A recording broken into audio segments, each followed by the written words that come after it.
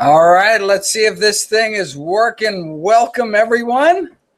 I'm coming to you live from my treadmill, as you can see, but I got a green screen behind me, so I can't go back too far, but otherwise the whole thing will come crashing down on me. But I'm excited to answer your questions. For those of you unfamiliar with my work, every year I read through every issue of every English language nutrition journal. The world is so busy, folks like you don't have to. I then compile the most interesting, most groundbreaking, the most practical findings and new videos and articles I upload every day to my nonprofit site, NutritionFacts.org. Everything on the website is free. There are no ads, no corporate sponsorships, strictly non-commercial, not selling anything, just put it up as a public service, as a labor of love, as a tribute to my grandmother, who's how it all started for me. New videos and articles uploaded every day, released in evidence-based nutrition. Check it out, NutritionFacts.org. Let's get to your questions. All right, going to start on top. It only seems to show me about 20 or so, which kind of rolls up, but I will just go down the list. All right, I hope Mama Doliski says, hopes that I post this Q&A. I think it goes up automatically on the YouTube channel. So if you missed this, well, obviously you're not missing it if you're watching it now, but I think you'll be able to watch it later. What about intermittent fasting and longevity? That is a fascinating, fantastic question. I wanted to do videos on fasting, both intermittent fasting and long-term water-only fasting, but I was really disappointed that there was so little literature out there. That was a few years ago. There wasn't until now. Indeed, there are hundreds of studies now on water-only fasting, intermittent fasting, like every other day eating, or prolonging one's, delaying one's breakfast, or having an early supper so you can get like 18 hours in a day without eating. With this understanding that, we evolved, not eating all the time maybe has some negative metabolic consequences. Now there's actually data now. There's research that's looked into this. So I've got a folder just bubbling over with articles, and looking forward to delving in, doing a whole series of videos on not only water-only fasting, intermittent fasting, and I will let you know what I find. I don't even know myself, but I'm so excited to see that they're piling up. We have a team of volunteers that downloads and categorizes about 2,000 articles a week. And the intermittent fasting folder is getting bigger and bigger. Hello, Paulina. Any updates on the subject of acne?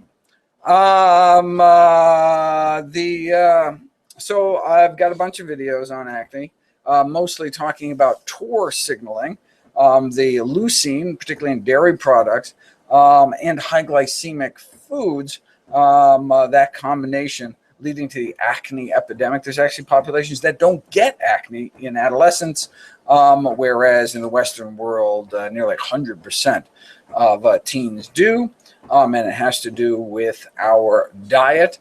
Beyond what's already on the website, I do have, I do go through how I typically do my videos is I go through all the topics alphabetically. So I'm going to, so I finished, I'm now going through my 2016-2017 batch of articles, and we'll start, acne being high in the alphabet, I will start churning out new acne videos soon. So stay tuned. Make sure you're subscribed so you can hear, so you won't miss it. All right, big fan of my, oh, that's sweet. Greetings from Mexico. Buenos noches. Paul asks, Paul HS, which form is preferable, methylcobalamin or cyanocobalamin, and does it make a difference? Yes, it does. I encourage people to choose cyanocobalamin, not methylcobalamin. And the reason is, so 2,500 micrograms of cyanocobalamin is all you need. Probably the easiest, cheapest way to get a regular, reliable source of vitamin B12. The reason I don't encourage methylcobalamin is it's unstable. The reason they use cyanocobalamin is more shelf stable. Methylcobalamin is not very shelf stable, and so you have to take, first of all, you have to take huge doses comparatively, so 1,000 a day, not 2,500 a week, and there have not been sufficient the studies that have been done on reversing B12 deficiency through oral supplementation have almost exclusively been done on silicon almond, so we know it works. Whereas there's only one study that took vegans and who were B12 deficiency and tried to reverse their B12 deficiency. And there's only one study, just had a few people in it, and in one of the people, it didn't even work at all. Like they gave them 1,000 a day of methylcobalamin, and it did not reverse their B12 deficiency. And so that's pretty scary. So I encourage everyone, cyanocobalamin, yes, there's a daily dose, but I encourage people, probably the easiest way, 2,500 micrograms once a week, costs $5 a year, you'll be all set. And indeed, yes, cyano is cheaper. Thank you, The Clyde 1993. What about Cindy? Cindy says, I've said on YouTube videos that avocados are not good for us, but wait a second, my book recommends them. What do I have to say for myself? What I have to say for myself is this is the field of nutrition, which is just rapidly evolving, exciting field. There are about 100,000 articles on nutrition published every year. And so the science changes. I mean, many of the fundamentals of healthy eating haven't changed for decades. I mean, there's really a global consensus in scientific literature of, in general, what diet to eat, but certain foods flop around. Coffee is one example where evidence tips one way or the other, and avocados are another one. So basically, there was just a dearth of information about avocados, except these in vitro studies. In vitro studies show that in a petri dish outside of the human body, human cells, when exposed to persin, which is a pesticide made by the avocado tree to protect itself and found in the avocado fruit, did all sorts of really negative things, DNA damage, chromosomal damage in vitro. But as I say in the video, look, even people that love avocados don't inject guacamole into their bloodstream, right? They eat it. And so what happens? It has to go through stomach acids. It has to be absorbed into the intestine. We don't even know if this person stuff is absorbed. Then it has to make it through the liver, which is like the gatekeeper of the body, and detoxifies things, most things that are toxic to the body. And so only then would it actually make it to our cells and cause potential damage. But look, we didn't know any of that. Hadn't been studied on people. So I said, you know, we may want to moderate our intake of avocados till we know more, until we knew more. And indeed, there was a study done in Jamaica, so we'd be concerned about cancer risk, but a study done in Jamaica found that men who ate more avocados actually had a lower prostate cancer risk, and so that's why. So avocados have been exonerated, and so now probably the worst thing about avocados now are the deep fried chips. People will dip in them. But if you're using avocados in healthy ways, like putting it on your salad to boost your absorption of the fat soluble phytonutrients, carotenoid phytonutrients in that salad, that's a wonderful thing to do. So that's why it's in the book, because the book was written recently and those old videos are still around. But that's why if you view the videos on the site, on NutritionFacts.org, rather than YouTube, I have a little doc notes section where I talk about, kind of put that video in context, and it'll say, if you go to the avocado video on Nutrition Facts, it says, but don't worry, it's been exonerated, etc. All right, next on the list, a tip for cooking beans from Jen Tango. Wash after soaking, then remove the white foam, blah, blah, blah, blah. Hello, Argentina. Thank you for the tip. I actually don't soak at all. I use a pressure cooker.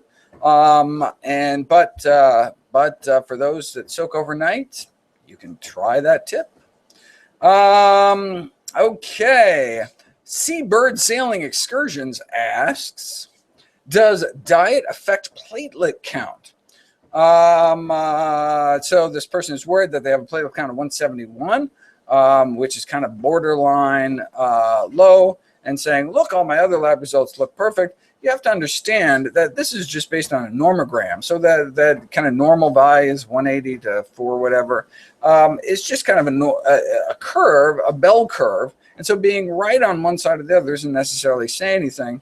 And I would not be worried about a platelet count of 171. If your platelet count kept dropping and actually got really low, then we'd be concerned that you have some kind of something wrong with your spleen or something where you're chewing up too many platelets or something. But I would not worry about that marginally low laboratory test. And let's go on. Have I tried purslane, Gandhi's favorite food, after urine? You know, he drank his own urine. So just because Gandhi did it doesn't necessarily mean it's a good thing. It's really kind of mean to his wife, too. If you read his autobiography, My Experiments with Truth. Have I tried? Absolutely, I've tried purslane. In fact, I have a video about purslane. I have purslane growing in my garden right next door, right here. I actually grow the stuff, even though it kind of builds up in your sidewalk cracks at a sidewalk near you.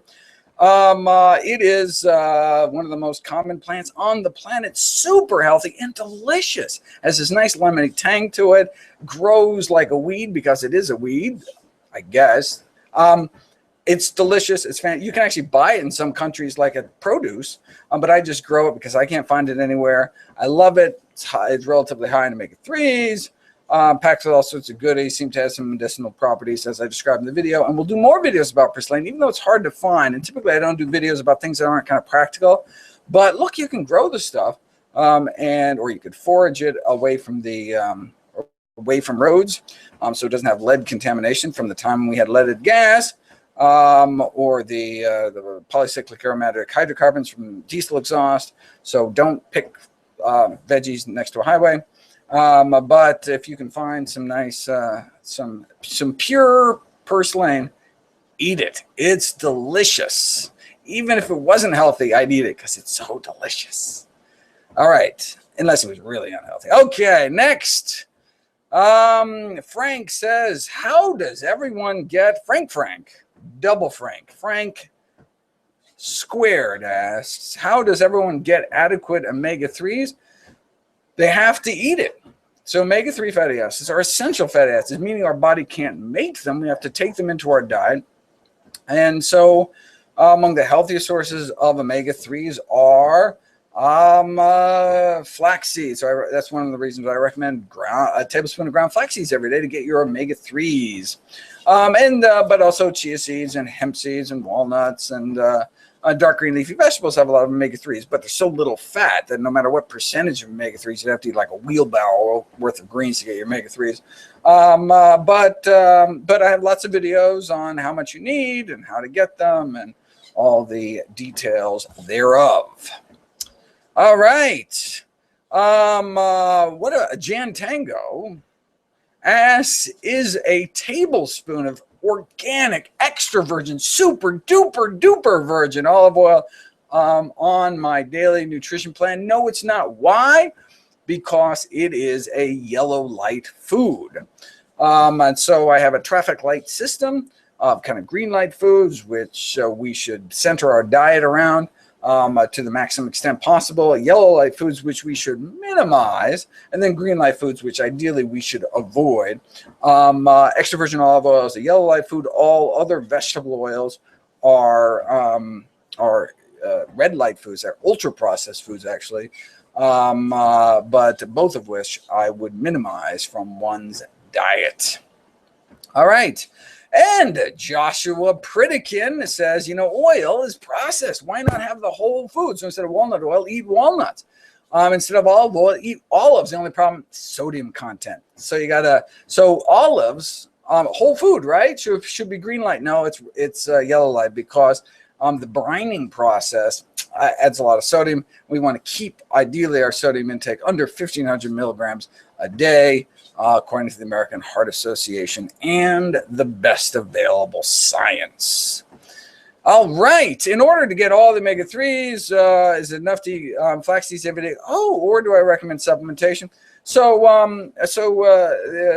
In flax seeds has alpha-linolenic acid, ALA, short-chain omega-3s, which your body can then elongate into the long-chain omega-3s, DHA and EPA, which is important for brain health and some other functions.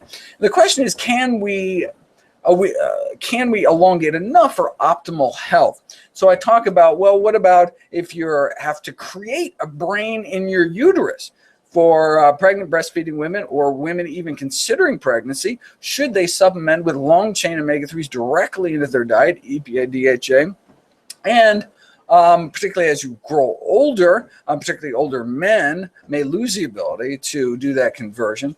And may it be a good idea to take long-chain omega-3s for everyone. I've got videos on each of those topics and end up saying it might be a good idea to take 250 milligrams, between 200 and 250 milligrams of a preformed pollutant-free source of DHA in one's diet. And what do I mean by pollutant source? So that's algae-based or yeast-based, but not harvested from the ocean like fish oil because of the pollutants that have built up in the aquatic food chain.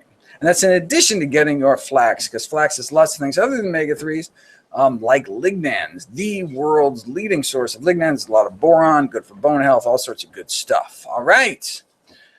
Okay, more if I want to get omega-3s. Is flax better than chia? Flax is indeed better than chia. Why? Chia may actually have a little bit more. So there's lots of wonderful things in both, soluble fiber in both, omega-3s in both, but lignans, these anti-cancer compounds, and there are just extraordinary studies on lignans in terms of breast cancer survival, all sorts of wonderful things. Check out, just type in lignan, Lignan, into NutritionFacts. You will be amazed, and you will want to run out and get flax seeds. I love chia seeds just because I like the texture, and so I use chia seeds, but flax seeds are healthier. So that's only after I get my flax for the day. All right.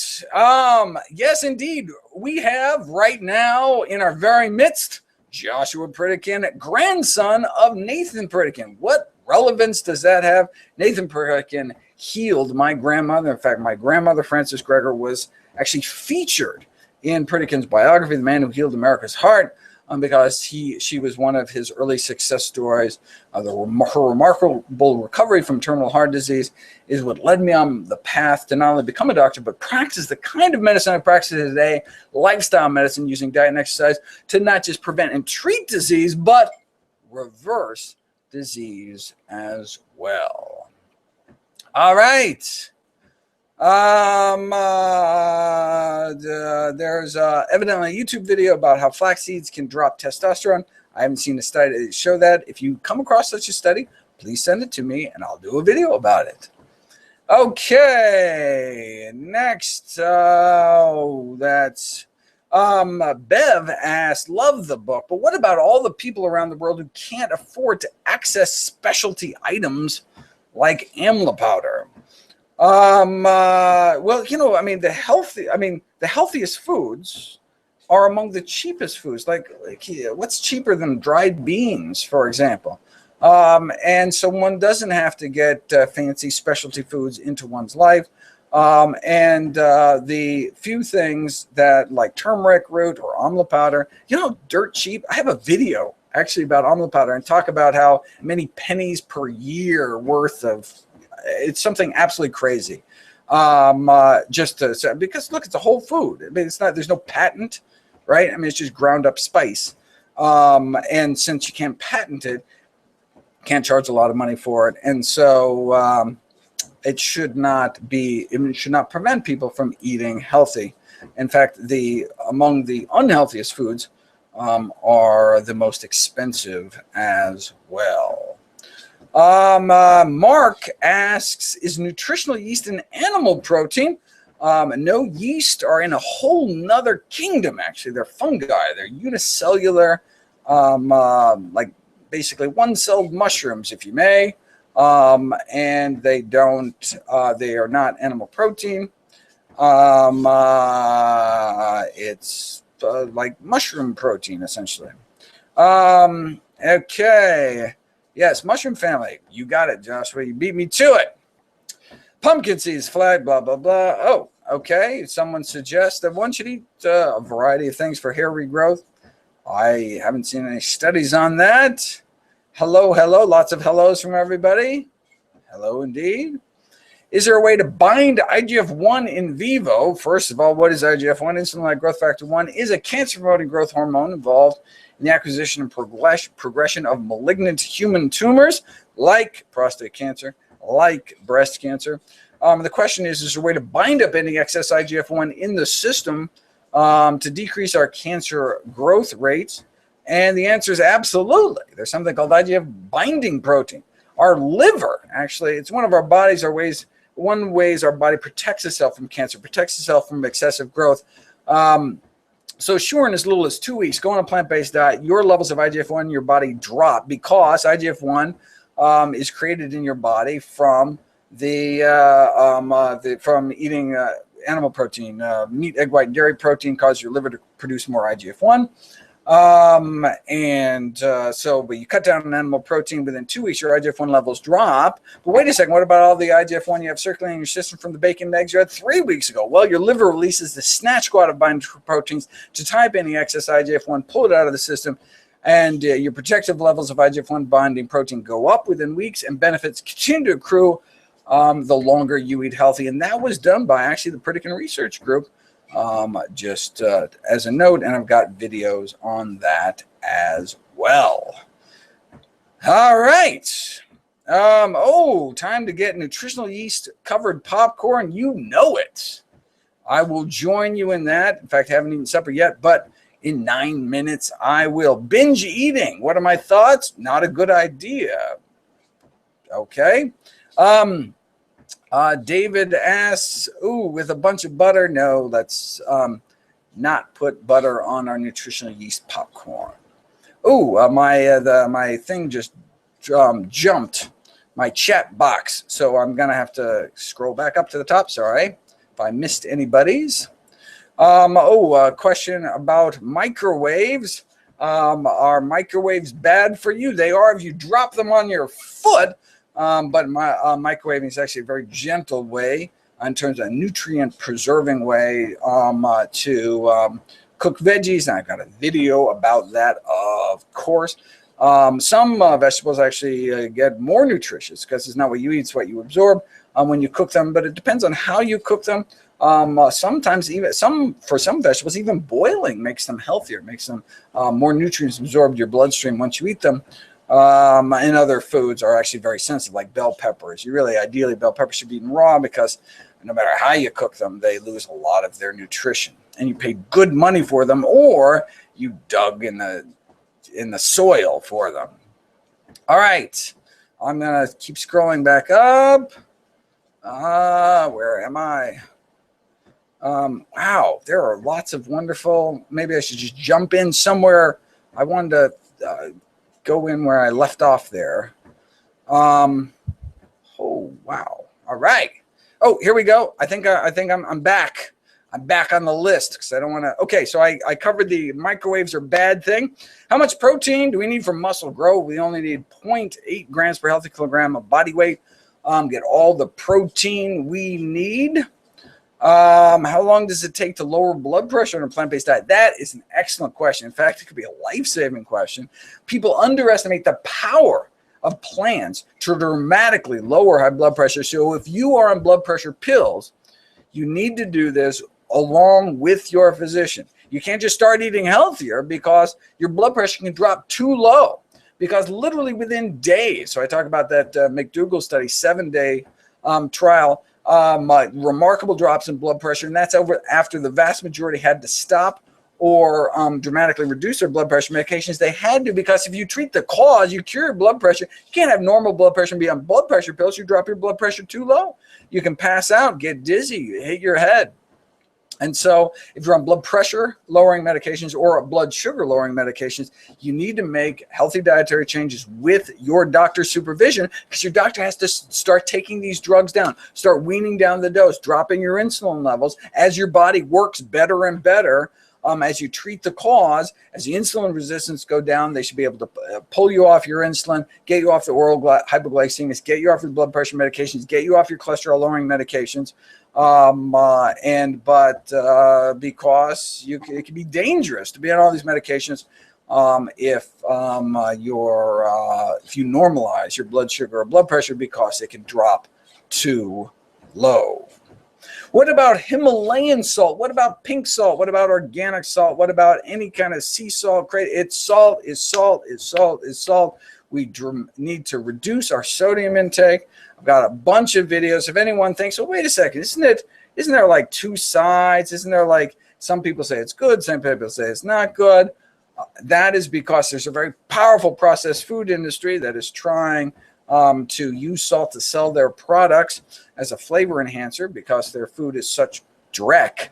And they have people that are paid to twist the science. There's a very powerful industry, and I actually have videos about the industry influence corrupting the science in this area. I went into the sodium question not sure. I mean, when I went through the hundreds of studies and came out really quite convinced that the overwhelming balance of evidence suggests we need to drop our sodium intake at least under 2,300 milligrams a day, and which is what the dietary guidelines suggest. And even better, American Heart Association is 1,500 milligrams a day. And to do that, one would have to eat remarkably healthy. In fact, the only dietary group that actually achieves that sodium goal are people eating strictly plant-based. So whole food plant-based. They're not eating processed foods, and they're not adding salt in the kitchen or the dining room. Then you can actually reach the sodium goals. Otherwise, it would be difficult to get there. So no Himalayan salt or any other kind of salt. If you are going to use salt, use iodized salt. At least you get some source of iodine. But ideally, no salt added at all. Why am I always on a treadmill? That's one of my daily dozen. Exercise. I encourage people to get 90 minutes of exercise every single day because that's what the science shows is best. Why not more than 90 minutes? Because there haven't been enough people that actually do that to get into studies to study that. So all we have, studies just go up to 90 minutes a day, but they show it's better than 60 minutes a day. And so I walk 17 miles a day because I work all day and I'm working on a treadmill desk. And so why do I do it? I do it to get exercise, so my endothelium is happy, and so I can kind of multitask, get a bunch of things done. What's my opinion of maca? This question has come up intermittently, and so I keep looking, and there just is no good science. There's only preclinical work. So preclinical science is like test tube studies or laboratory animal studies. But I haven't found any clinical studies. If you find one, though, let me know, and I'll do a video about it. I'd love to. I know that's a question that comes up a lot. But if there's no science, that's why there's no videos. There's a question of who are my favorite YouTubers.